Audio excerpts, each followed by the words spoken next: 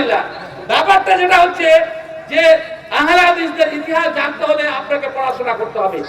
কত ঘাত প্রতিঘাত, একটাই অপরাধ আমাদের, যে কোরআন এবং সহিহ সুন্নাহ মানতে হবে। কোন আলেমের বুঝা আমাদের কাছে দলিল নয়। দলিল আল্লাহ রাসূলের কাছে চার্জ করছে যে আপনি দলিলের কথা বলছেন না নিজের কথা বলছেন। ব্রাদার ইসলাম, সুতরাং আহলে হাদিস আন্দোলন, আহলে হাদিসদের রীতিনীতির প্রথম ইতিহাস হচ্ছে, এটাই হচ্ছে মূল ভিত্তি যে আহলে হাদিস মোরা দাগাদারি জানি না, আহলে হাদিস মোরা দাগাদারি জানি না, ফকিহদের বেদলিল রচা কথা মানি না, বানাওয়াটি কথা আমরা মানি না। এটাই হচ্ছে মূল সোর্স। এই আন্দোলন 19 শতকের 18 শতকের শেষ দিকে মুহাম্মদ বিন আব্দুল ওয়াহাব আন-নাজদি রাহিমাহুল্লাহ শুরু করলেন। একই অবস্থা, কাবা শরীফে চারদিকে চারটা ইমাম, চার মুসাল্লা নামাজ হচ্ছে, একটা হানাফি মুসাল্লা, একটা মালিকের মুসাল্লা, একটা শাফিঈর মুসাল্লা, একটা হাম্বলি মুসাল্লা। হয় কি করে? এটা কি সম্ভব? উনি বললেন সব চলবে না, সবকে ভেঙে সবকে উড়িয়ে দিয়েছিলেন ফতোয়া দিয়ে। আল্লাহ তাআলা যখন কোন মানুষ হকের পক্ষে দাঁড়ায়, আল্লাহ রাব্বুল আলামিন তখন তাকে সাহায্য করেন, দলিল দিয়ে সাহায্য করেন। আল্লাহ সাল্লাল্লাহু আলাইহি ওয়াসাল্লাম দোয়া করেছেন, ওয়াজআলনি মিন লাদুনকা সুলতানান নাসীরা। আল্লাহ তাআলা তুমি এমন একটা সহযোগী শক্তি আমাকে দাও যার মাধ্যমে আমি মানুষের কাছে হকের বার্তা পৌঁছাতে সক্ষম হব। হয়ে গেলেন। সুতরাং মুহাম্মদ বিন আব্দুল ওয়াহাবের নেতৃত্বে চার মুসাল্লা উড়ে গেল। আর ঠিক সে সময় শাহুল্লাহ মুহাদ্দিস দেহলভী রাহমাতুল্লাহ আলাইহি দিল্লিতে বসে বসে হাদিসের দাস দিতে থাকলেন, যেখানে গোটা ভারতবর্ষের বুকে হাদিস পাওয়া যেত না, ফেকা পড়তে হতো, ফাঁকা দলিল থেকে ফাঁকা, পুরো দলিল নাই, খালি বকবাস করে গেছে, এই বই পড়তে হতো। এমনকি আমরা নিজের জোয়ানি অবস্থা দেখেছি, ছাত্র জীবনে দেখেছি, লাপুর ভগল দিয়ে সমস্ত মাদ্রাসাতে সারা বেকায়া কদুরি উসুলের শাসি, হানাফিদের উসুল গুলোকে গুরুত্ব দেওয়া হতো, যা ভুলে ভালে ভরা। সারা বেকায়া, নুরুল আনোয়ার, এ সমস্ত কথা পড়া হতো। ছেলেদের বই কি করে তৈরি হবে? সেখানে মুকাইয়্যিদ মুতলাকের যে বাহাস আলোচনা করেছে সেটা শরীয়ত বিরোধী কথা। কিন্তু আমাদের দেশের আলেমগণ অধিকাংশই তখন পড়ে আসতেন দেওবন্দ নামক মাদ্রাসা থেকে। দেওবন্দের ইতিহাস যদি আপনাকে শোনায় আপনার মাথা খারাপ হয়ে যাবে। ভাই সকল, 1906 সালে মৌলানা সামিউল্লাহ অমৃতসরি এবং আরো সবকিছু মাঝখানে ইতিহাস ছেড়ে দিলাম, সময় তো বেশি নাই, এসব বলতে গেলে 3-4-5 ঘন্টা বলতে হবে ওটা ইতিহাস বলতে গেলে। 1906 সালে মৌলানা সামিউল্লাহ অমৃতসরির নেতৃত্বে, সভাপতিত্বে অল ইন্ডিয়া জমিয়তে আহলে হাদিস তৈরি হয়। দেশ ভাগের পরে আগে অখিল ভারত, নিখিল বঙ্গ এবং আসাম জমিয়তে আহলে হাদিস ছিল। তারপরে 1906 সালে জমিয়ত প্রতিষ্ঠিত হয়। দেশ ভাগের পরে এই জমিয়ত ভঙ্গ হয়ে জমিয়তে আহলে হাদিস হিন্দ থাকে এবং তারপরে কার্যক্রম চলছে। কিন্তু তার আগে যে সমস্ত মানে সূত্র তৈরি হয়েছে সেটা হচ্ছে যে শাহওয়ালিউল্লাহ মুহাদ্দিস দেহলভী হাদিস পড়াতেন ঠিকই, নিঃসন্দেহে ওনার বই যদি পড়েন হুজ্জাতুল্লাহিল বালিগা, তিনি পরিষ্কার লিখেছেন 4th শতাব্দী পর্যন্ত কোন প্রকার কোন দল ছিল না। পরবর্তীতে মানুষ নিজের পক্ষ থেকে দল তৈরি করে নেয়। শাহওয়ালিউল্লাহ মুহাদ্দিস দেহলভী হাদিস পড়ালেও উনি কিন্তু হানাফি ফিকহ অনুযায়ী আমল করতেন। কেননা এত লোক সব, যেমন এখানে কোন মৌলবি যদি হাদিস অনুযায়ী কোন ফতোয়া দেয় তো পাবলিক একদম তেড়ে আসে, তোর থেকে বড় মৌলবি ছিল না। কারণ এই এলাকাতে সাইকুল হাদিস কয়েকটা দুনিয়া থেকে চলে গেছেন, ওনারা নরমপন্থী লোক ছিলেন, কোনো কথা বলেননি, আর পাবলিকের কাছে এটা হচ্ছে হুজ্জাত। আল্লামা ফাখির এলাহাবাদের একজন বিখ্যাত আলেম, তিনি সুন্নাহ অনুযায়ী নামাজ পড়ছেন, দলিল দিচ্ছেন, এলাকার লোক ওকে মারতে মেরে ফেলবে এরকম ব্যাপার। আল্লামা ফাখির এলাহাবাদী তখন বললেন যে আমি ঠিক করছি কি ভুল করছি এটা যাচাই করার জন্য তোমরা কার কাছে যেতে চাও, তার কাছে চলো। তো তারা সবাই একমত হলো যে শাহুল্লাহ মুহাদ্দিস দেহলভির কাছে যেতে হবে। আল্লাহ পাকের এলাহাবাদ থেকে ধরে নিয়ে গেল শাহুল মুহাদ্দিস দেহলভির কাছে। এবার দুজন আলেম বসে বসে আলোচনা করছেন, পাকের এলাহাবাদী দলিল দিচ্ছেন, আর মানে ইশারাতে তিনি ইয়েস করছেন না, ঠিক আছে। তখন পাবলিকের সামনে বললেন, এই মৌলভী সাহেব যে আমলগুলো করছে ঠিক, আর দলিল আছে, ঠিক আছে। তখন পাকের এলাহাবাদী মুহাদ্দিস দেহলভিকে বলছেন যে এগুলো যদি আমি সব ভাগ করছি তো আপনি চুপ কেন আছেন, কেন আপনি প্রচার করছেন না? তখন একটু রসিকতার সাথে উত্তর দিয়েছিলেন যে আমি যদি নিজেকে গোপন না রাখতাম তাহলে তোমার পিঠের চামড়া কে বাঁচাতো? আজকে কে বাঁচাতো? আমি গোপন ছিলাম বলেই তো আমার কাছে এসেছে। আমি যদি আলাদা সবার নিজেকে ঘোষণা দিতাম তাহলে তো আমার কাছে আসতো না, লোকে তো আমাকে হাত দিয়ে জানে। ঘটনা হচ্ছে এটাই যে অনেক আলেম যে কোনো কারণে হোক মুখ বন্ধ রাখেন, গোপন রাখেন, নিজেকে পরিষ্কার করতে চান না। তার পুত্র, তার পোতা ইসমাইল শহীদ রহমতুল্লাহ আলাই, ইনি একদম স্পষ্ট ভাবে শিরক ও বিদআতের বিরুদ্ধে যেমন বই লিখলেন তাকবিয়াতুল ঈমান, তাকবিয়াতুল ঈমান বই যখন লিখলেন দেওবন্দি বেরেলি সকলেই মানে তার খেপে উঠলো। যদিও দেওবন্দির বইটা পড়ায় মানে অনেক কিছু জিনিসে বেরেলিটা খেপে উঠলো। সে সময় হজ নিষিদ্ধ ছিল, ভারতের লোককে হজ করতে যাওয়া হবে না, ভারতের লোকের উপর হজ নিষিদ্ধ ছিল। ইসমাইল শহীদ রহমতুল্লাহ আলাই সেই সময়ে নদী পথে আমাদের এই সমস্ত নদীর পাশ দিয়েই তিনি দাওয়াত ও তাবলীগের কাজ করতে করতে কলকাতার বন্দর হয়ে তিনি সৌদি আরব পৌঁছেন এবং সেখান থেকে সেখানে গিয়ে নিজের মানে আকীদার কথা, নিজের আন্দোলনের কথা তিনি সেখানে ব্যক্ত করেন, ওলামাগণ সেটাকে সাপোর্ট করেন। তারপরেও তার বিরুদ্ধে নানা প্রকার অত্যাচার হয়। শাহুল ইসলাম শাহ ইসমাইল শহীদ দেহলভী রহমতুল্লাহ আলাইহি তাকবিয়াতুল ঈমান প্রত্যেকটা আলেমকে অবশ্যই পড়া উচিত, প্রত্যেকটা পাবলিকও পড়া উচিত, উর্দু ভাষায় আছে। কিন্তু আমরা আমাদের কোথায় সময়? ব্রাদার ইসলাম সেই তখন থেকে আর এই আন্দোলন চলে আসছে। 70 বছরে ইংরেজ শাসকের অত্যাচারে অতিষ্ঠ হয়ে শেষকালে আহলে হাদিস কমিউনিটি একমাত্র ইংরেজদের বিরুদ্ধে সংগ্রাম প্রথম শুরু করলেন। আপনি দিল্লির যে দিল্লি গেট যে আছে সেখানে যে নামগুলো আছে আপনাকে গিয়ে পড়ে দেখে আসতে পারেন। আল্লামা এহসানুল্লাহ যাহির রহমতুল্লাহ আলাইহির গবেষণা অনুযায়ী শুধু উভয় বাংলার 1.5 লক্ষ আহলে হাদিস আলেম খুন হয়েছে। হয় তাকে গুলি করে মারা হয়েছে, ফাঁসি দেওয়া হয়েছে, অথবা তাকে কালা পানিতে পাঠিয়ে দেওয়া হয়েছে। 1.5 লক্ষ আলেম কোরআন ইতিহাসে।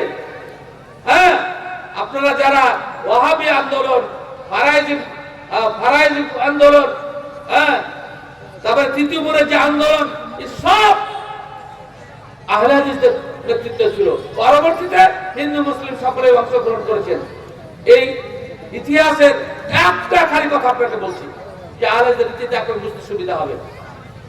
সীমান্ত এলাকায়, সিন্ধু নদের আশপাশে সীমান্ত এলাকায় যখন যুদ্ধ চলছে ইংরেজদের সাথে, তখন যত বেদাতি হানাফিরা ছিল আহলে হাদিসকে ধরিয়ে দেওয়ার জন্য একটা তারা সিম্বল বা নমুন পরিচিতি তারা ঠিক করেছিল যে রফুল ইয়াদাইন করলে আহলে হাদিস। সুতরাং ইংরেজ পুলিশদেরকে বলে দেওয়া হতো যে তাহলে আপনাদের কাছে রফুল ইয়াদাইন করে যারা নামাজ পড়তে দেখবেন জানবেন যে সে আহলে হাদিস, আর তাকে ধরে নিয়ে চলে যেত। এই কাজ করতে গিয়ে শেষকালে দিল্লিতে একটা দূত পাঠালেন আলেমদের পক্ষ থেকে। একজন প্রতিনিধি পাঠানো হলো সুফি আব্দুল তাওয়াব কাঞ্জান, মামুন কাঞ্জান, পাকিস্তানে তার বাড়ি, তখন ভারত একসাথে ছিল দেশ। তো উনি গেলেন দেওবন্দে। ইংরেজদের বিরুদ্ধে যারা যুদ্ধ করছিল তাদের পক্ষ থেকে তিনি দেওবন্দে গেলেন। তখন আনোয়ার শাহ কাশ্মীরি ছিলেন দেওবন্দের শাইখুল হাদিস। তখন তিরমিজি পর্যন্ত পড়ানো হতো, বুখারী পড়ানো হতো না তখন দেওবন্দে। আনোয়ার শাহ কাশ্মীর ক্লাসে গিয়ে বসলেন। ঘটনা শুনে আজ ভালো করে মনে রাখবেন। আনোয়ার আনোয়ার শাহ কাশ্মীরি ক্লাসে গিয়ে বসলেন। আপনারা যারা হানাফি মাসায় পড়েছেন কিংবা আহলেস মাসায় পড়েছেন, কিভাবে তারা প্রত্যেকটা মাসালাতে নিজের পক্ষ অবলম্বন করার জন্য সহিহ হাদিসের খণ্ডন করে, হ্যাঁ, তাবিল করে, তারদীদ করে, হ্যাঁ, তাদের উসুলে পরিষ্কার লেখা আছে, কারকির উসুলে পরিষ্কার লেখা আছে যে প্রত্যেকটা হাদিস এবং আয়াত সেটা যদি আমাদের মাযহাবের সাথে না মিলে তাহলে জানতে হবে যে সেটা হয় মানসুখ, আর না হলে তার অন্য কোনো ব্যাখ্যা আছে। তারা উসুলে পরিষ্কার লিখেছে, আয়াত পর্যন্ত তার ব্যাখ্যা তারা বিকৃত বলছে, আয়াতটা মানসুখ হয়ে গেছে, হাদিসটা মানসুখ হয়ে গেছে, সহিহ হাদিস তবু। তিনি হাদিস শুনতে শুনতে এক পর্যায়ে বলছেন, শেখ আপনি হাদিস পড়াচ্ছেন না হাদিসের খণ্ডন করতে বসেছেন? আর যত ছাত্র হানাফি ছাত্র ছিল উঠে কিল চড় থাপ্পড় মারতে শুরু করেছে সুফি আব্দুল তাওয়াব মামুন কানজান সাহেবকে, এবং বলছে যে তুমি আমাদের শেখের বিরোধিতা করলে কেন, মারতে শুরু করেছে। উনি তখন বললেন, দেখো ইংরেজদের বিরুদ্ধে যারা যুদ্ধ করছে তাদের পক্ষ থেকে আমি দূত, যদি আমার কোনো ক্ষতি হয় সারা পৃথিবীর নিয়ম অনুযায়ী দূতকে হত্যা মানে রাষ্ট্রের বিরুদ্ধে যুদ্ধ ঘোষণা। সুতরাং আনোয়ার শাহ কাশ্মীরি বললেন যে কি মেহমান খানা নিয়ে যাও। বেশ কিছু ছেলে সাথে করে নিয়ে মেহমান খানা গেল। মেহমান খানা যাওয়ার পথে সেই ছেলেগুলো আনোয়ার শাহ সুফি আব্দুল তাওয়াব মামুন কানজানকে বলছেন যে শেখ আমরা সব আহলে হাদিস ঘরের ছেলে, আমাদের কোনো শিক্ষা প্রতিষ্ঠান নাই, সেই জন্য আমরা এখানে পড়তে আসি, আমাদেরকে নিজের আকীদা এবং মাযহাব গোপন করে পড়তে হয়। তো তখন উনি বললেন যে তোমরা কি এখানে পড়ার পরে আহলে হাদিস থাকো না হারামি হয়ে যাও? তো ওরা একটা উদাহরণ দিয়েছিল, হারু কানে নমক রফ নমকসুদ, লবণের খনিতে যে যায় সেই লবণ হয়ে যায়। দেওবন্দ মাদ্রাসা হচ্ছে লবণের খনি, যত সোনা আহলে হাদিস যায় ওরা লবণ হয়ে ঘুরে আসে। বলতো কঠিন ব্যাপার, আহলে হাদিস তারা মাদ্রাসা তৈরি করতে হবে। ওই জিহাদে আন্দোলন সময়তে সর্বপ্রথম আহমদিয়া সাফিয়া দারভাঙ্গা যেটা তৈরি হয় তারই উদ্যোগে হয়, কেননা দেলালপুর এবং দারভাঙ্গা এটা মুজাহিদদের হেডকোয়ার্টার ছিল। এই দৃষ্টিকোণ থেকে ভারত যখন ভাগ হলো, ইংরেজরা আহলে হাদিসকে ভাগ করার জন্য, আপনি দেখেছেন দেলালপুরকে ফেলে দিল, এসব বাংলায় ছিল, দেলালকে ফেলে দিল ঝাড়খণ্ডে সাঁওতালদের সাথে, হ্যাঁ, সবকে বলছে এক জায়গায় থাকলে আর আবার আমাদের বিরুদ্ধে ষড়যন্ত্র করতে পারে, সেজন্য সবকে ভাগ করে দিল। বড় ইতিহাস, বড় মানে পরিতৃপ্ততার ইতিহাস। মামুন কানজান সাহেব সেখান থেকে চলে এলেন এবং তারপরে দিল্লি জামিয়া রহমানিয়া তিনি প্রতিষ্ঠিত করলেন। এই পরবর্তীতে তিনি তালিমুল ইসলাম মামুন কানজান তৈরি করলেন। তখন আহলে হাদিসদের সারা ভারতে ভাষা ছিল না। আমাদের আহলে হাদিসদের মাসালার ইখতিলাফ এক খাবার একটাই কারণ, হানাফি মাসায় পড়ে এসে উসুলগুলো পড়ে এসে এখানকার পুরাতন আলেমরা সব ভেজাল মশলা চালিয়ে রেখেছিল সমাজ এবং সোসাইটিতে। আলহামদুলিল্লাহ সুম্মা আলহামদুলিল্লাহ, পরবর্তীকালে এই সমস্ত মাদ্রাসা প্রতিষ্ঠা হওয়ার পরে ওই সমস্ত ভেজাল বই সবকে বাদ দেওয়া হয়েছে। এখনো যারা রাখছেন জানতে হবে তাদের ইলমি যোগ্যতা কম কিংবা তারা কিছু বুঝেন না। এসব ফেতনাপূর্ণ বই পড়লে আপনিও ফেতনায় পড়ে যাবেন। ভাই সকল, তারপর থেকে এই আন্দোলন চলতে শুরু করে। আপনি একটা কথা শুনতে পাবেন যে ইংরেজদের আমলে আহলে হাদিসদের তৈরি, ইংরেজরাই আহলে হাদিস নাম দিয়েছে। হ্যাঁ, যত দেওবন্দিরা বেরিবিলিয়া এই সমস্ত কথা তাদের বইয়েও রাখে এবং লম্বা লম্বা ভাষণ দেয়, কিন্তু আসল ঘটনা সেটা নয়। এরা আমাদের নাম বিকৃত করে জঙ্গি বা আরো অন্য কিছু নাম রাখতে চাইছিল। তখন তারা গিয়ে গভর্নমেন্টের কোর্টে গিয়ে আবেদন জানালেন যে আমাদের অরিজিনাল নাম রাখা হোক, অন্য কোনো নামে আমরা সন্তুষ্ট নই। উভয় পক্ষের বিবরণ শোনার পরে কোর্ট আমাদের যেটা নাম সেটাকে বাকি রাখে, এটাকে প্রচার করছে যে ইংরেজ সরকার নাম দিয়েছে। আপনি এই ব্যাপারে তথ্যবহুল লিখনি মজুদ আছে। সে সময় তো কোর্টের রায় লেখা আছে কেন আল ইসলামটাকে বরকরার রাখা হলো। ভাই সকল, ব্রাদার ইসলাম এই আন্দোলন অব্যাহত চলছে। আর একটা আন্দোলন, আলেস আন্দোলন, একটা বড় ইতিহাস। আমাদের দেশে হিন্দু মুসলিম নির্বিশেষে কোন বিধবা নারীর বিবাহ হতো না। ইতিহাস পড়ে দেখবেন, যারা ইতিহাসের ছাত্র অথবা শিক্ষক তারা জানেন, ভারতবর্ষে বিধবা নারীদের বিবাহ হতো না। মুসলিমদের শরীয়তে অনুমতি থাকলেও হিন্দুদের পাশাপাশি থেকে কোন বিধবা রমণীর বিবাহ হতো না। ইসমাইল শহীদ রহমতুল্লাহ আলাইহি এই করুণ অবস্থার প্রেক্ষিতে তিনি প্রথম এর বিরুদ্ধে আন্দোলনের চিন্তা ভাবনা করেন এবং এই চিন্তা ভাবনা করতে গিয়ে সর্বপ্রথম তার মায়ের উপরে তার নজর পড়ে। ইসমাইল শহীদের আব্বা তার জন্মের আগে মারা গেছিলেন। তার মায়ের বয়স কত হয় এখন? একদম বুড়ি, একদম বুড়ি। এখনো আমাদের দেশে বহু মহিলা আছে যাদের স্বামী মারা যাওয়ার পরে আর তাকে কেউ বিয়ে করতে চায় না বা তারাও বিয়ে করে না। এটা অন্যায়, অথচ অনেক পাপে তারা জড়িয়ে যায়। আল্লাহ তাআলা কোরআনে নিজে বলছেন, ওয়ানকিহুল আয়ামা মিনকুম ওয়াস-সালিহিনা মিন ইবাদিকুম ওয়া ইমাইকুম ইয়াকুনু ফুকারা ইউগনিহিমুল্লাহু মিন সাআতি। আল্লাহ তাআলা বলছেন, যাদের স্বামী নাই বা স্ত্রী নাই দ্রুত তাদের দেওয়ার ব্যবস্থা করো, তাদের যদি অভাব থাকে আল্লাহ অভাব দূর করে দেবেন। আমাদের দেশে এখন নতুন ফেতরা হয়েছে, বাপের সম্পত্তির ভাগ কমে যাওয়া বলে জোয়ান বাপ বা এখনো জওয়ানি আছে বা তার স্বামীর খিদমতের প্রয়োজন আছে, বিবাহ দিচ্ছে না। ইসমাইল শহীদ রহমতুল্লাহ আলাইহি নিজে গিয়ে নিজের মাকে বললেন, মা তোমাকে বিবাহ করতে হবে। কেন? তোমার কারণে আমি বক্তব্য দিতে পারছি না। তিনি বুঝিয়ে বললেন যে বিধবা বিবাহের পক্ষে আমি বলবো, তো তুমিও তো বিধবা, তোমার যদি বিবাহ ব্যবস্থা না করি তো সর্বপ্রথম তুমি তোর মায়ের বিয়ে আগে দে।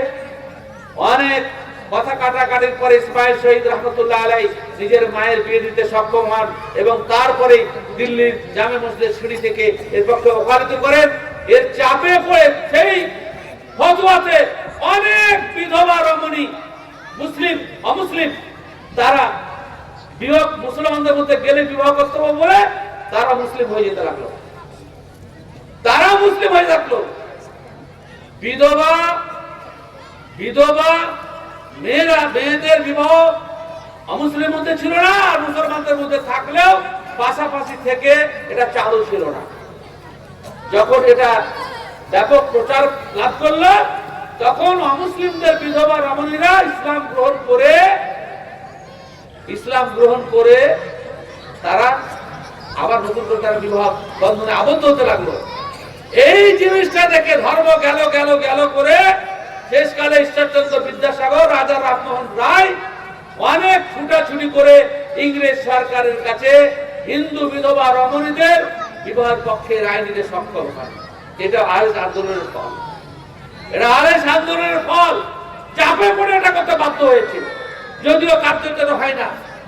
আমাদের সাগরদিঘি স্টেশনে যে মসজিদটা আছে হাজী গোলামুর রহমান মসজিদ, আপনারা সাগরদিঘির লোকরা জানেন না। এই মসজিদটা হাজী গোলামুর রহমান ইতিহাসে একজন বাড়ির কর্মচারী ছিলেন। দুর্ভাগ্যবশত সেই বাড়ির ছেলেটা মারা যায় আর স্ত্রী বিধবা হয়ে যায়। স্ত্রী বিধবা হয়ে যাওয়ার কারণে ওর শাশুড়ি নিজেই পরামর্শ দেন যে তোর সন্তান হয়নি, সন্তান মারে, আর তোর স্বামী মারা গেল, হিন্দু সমাজ থাকলে তো তোকে বিয়ে দেবে না, সুতরাং তুই আমার বাড়ির কর্মচারীকে নিয়ে পালিয়ে যা, আমি টাকা পয়সা দিচ্ছি, সবকিছু করছি। আর সেখান থেকে সে বাঁকুড়া থেকে সাগরদিঘি পালিয়ে আসে, নিয়ে এই জমি জায়গা কিনে স্টেশনের পাশে মসজিদ করে গোলামুর রহমান সাহেব। সেই মসজিদে আমরা এখন নামাজ পড়ছি, আলহামদুলিল্লাহ। ব্যাপারটা যেটা হচ্ছে যে আহলে হাদিসদের ইতিহাস জানতে হলে আপনাকে পড়াশোনা করতে হবে। কত ঘাত প্রতিঘাত, একটাই অপরাধ আমাদের, যে কোরআন এবং সহিহ সুন্নাহ মানতে হবে। কোন আলেমের বুঝা আমাদের কাছে দলিল নয়। রাসূল আকরাম সাল্লাল্লাহু আলাইহি ওয়াসাল্লাম মদিনা এলেন। মদিনা আসার পরে দেখলেন যে মদিনার চাষিরা খেজুরের গাছের ফুলের পরাগ বিনিময় করছে, পুরুষ এবং স্ত্রী ফুলের মধ্যে ঠেকাঠেকি করছে। রাসূল আকরাম সাল্লাল্লাহু আলাইহি ওয়াসাল্লাম তাদেরকে প্রশ্ন করলেন, মা তাসনাউন, এসব কি করছো? বলে কুননা নাসরাহু আমরা আবু আমার কাছে এটা করি, এতে ফল বেশি ধরে। রাসূল আকরাম সাল্লাল্লাহু আলাইহি ওয়াসাল্লাম বললেন যে না, এটা করার কোনো প্রয়োজন নাই। গাছে ফুল ধরেছে, ফল ধরবে। আল্লাহ তাআলা তো সৃষ্টি করেছেন নারী পুরুষের মিলন, ওতেও পরাগ বিনিময়ে পুরুষ ফুল স্ত্রী ফুলের মধ্যে মিলন ঘটানো হয়। যারা চাষি পটলের ফুল সকালবেলায় গিয়ে ঠাকাঠাকি করে, পুরুষ ফুল স্ত্রী ফুলে হয়। রাসূল আকরাম সাল্লাল্লাহু আলাইহি ওয়াসাল্লাম নিষেধ করলে চাষিরা করা বন্ধ করে দিলেন। ফসল যখন কাটা হচ্ছে, বিগত বছরের তুলনায় ফসল অল্প, বিগত বছরের তুলনায় ফসল অল্প। চাষিরা বললেন যে আল্লাহর রাসূল, আপনার পদ্ধতি, আপনার পরামর্শ মেনে ফসল তো কমে গেল। বলে ও রাসূলুল্লাহ সাল্লাল্লাহু আলাইহি ওয়াসাল্লাম স্বীকার করলেন, ইন্নাকুম আ'লামু বিউমুরি দুনিয়াকুম, দুনিয়ার ব্যাপারে তোমরা আমার চাইতে বেশি জ্ঞানী। যে মৌলবি কোনদিন চাষ করেনি, সে পাকা চাষিকে যদি ফতোয়া দেয়, তার কথা শুনবে? শুনবে না। রাসূল আকরাম সাল্লাল্লাহু আলাইহি ওয়াসাল্লাম পরিষ্কার ভাবে বললেন, ইযা আমারতুকুম বিশাইইন মিন আমরিদ দ্বীন, তোমাদের কাছে দ্বীনের ব্যাপারে যখন কোনো কথা বলবো, তখন সেটা মেনে নিও, তখন সেটা মেনে নিও। আর ওয়াইজা আমারতুকুম বিশাইইন মিন রাই, আর আমি যদি আমার মতের কথা বলি, ফাইন্নামা আনা বাশার, আমি একজন মানুষ, মত দিতে গিয়ে ঠিকও করতে পারি, ভুলও করতে পারি। সহিহ মুসলিমের হাদিস, মিশকাতুল হাদিসে এসেছে। তাহলে রাসূল আকরাম সাল্লাল্লাহু আলাইহি ওয়াসাল্লামের কথা, তিনি যেটা বুঝছেন সেটা যদি আমাদের কাছে দলিল না হয়, তাহলে মৌলবি যেটা বুঝেছে সেটাই দলিল হবে না? সেটাকে কোরআন এবং সহিহ সুন্নাহ দলিলের সাথে আপনাকে পরীক্ষা করতে হবে, পরীক্ষা করতে হবে। দলিল কোথায় আছে সেটা আপনাকে জানতে হবে। আল্লাহ রাসূল সাল্লাল্লাহু আলাইহি ওয়াসাল্লামকে সাহাবীগণ চ্যালেঞ্জ করছেন বিভিন্ন বিষয়ে, তার